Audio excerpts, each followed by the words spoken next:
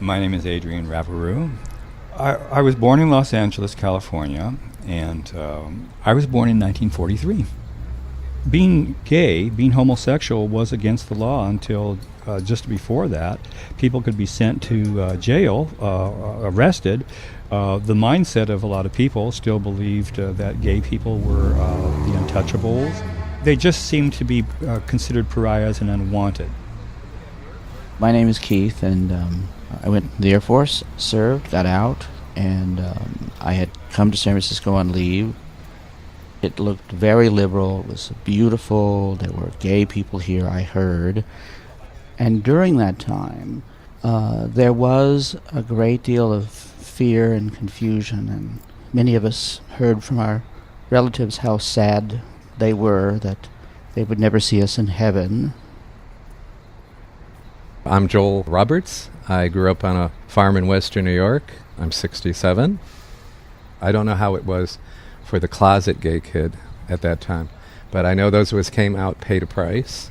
Usually it meant you were disinherited, which happened to me, and you no longer had any family.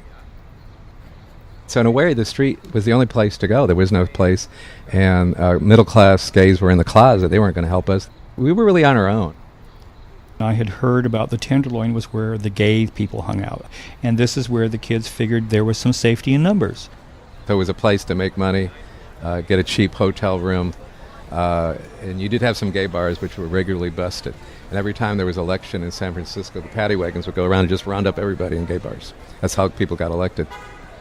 The first thing I remember being on Market Street in the Tenderloin is seeing, I still think he was about 13, a young boy, crying and bleeding.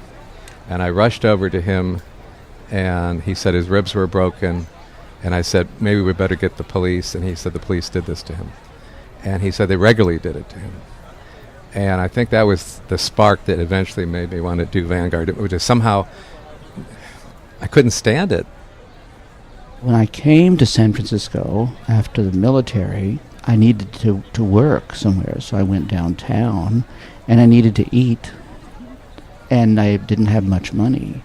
So I found Clyde Church, and there was music, and there was really magic in the way God was applied to this community.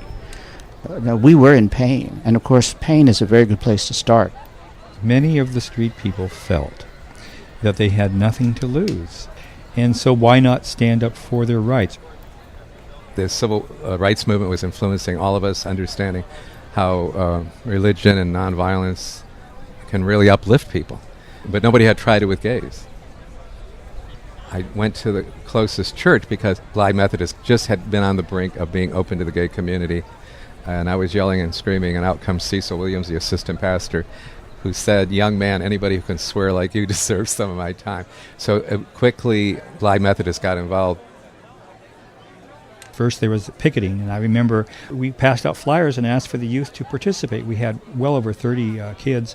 I was carrying one of the signs. Mine said that we demand our rights. Another one would say drag queen demands their rights. Another one said youth demand their rights.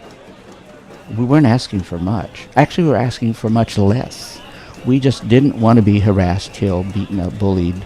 We wanted less trouble and more opportunities. And Channel 7 came down. That actually hit a chord. I remember very much the reporters being very friendly, which was the first time I ever seen establishment people be friendly to us at all, really. I mean, this is the first time I think any gay people at all were demonstrating, let alone gay kids, about discrimination. I felt that it was liberation. It felt like gay liberation. At that point, it freed us to be ourselves, not to be afraid, not to be ashamed. It was a whole new day. It felt totally different. It was like we had transcended a point. We'd reached the top of the hill, and we're now coming down another side. And this led us to having dances, community events, community dinners, which eventually turned into the Gay and Lesbian Center, where we had our own community center. There was the poverty program, there was Clyde Methodist Church. It was the background of the peace and civil rights movement. And so us gay kids, for a moment, I think, thought we were part of that. And looking back now, I realize that really that was the beginning.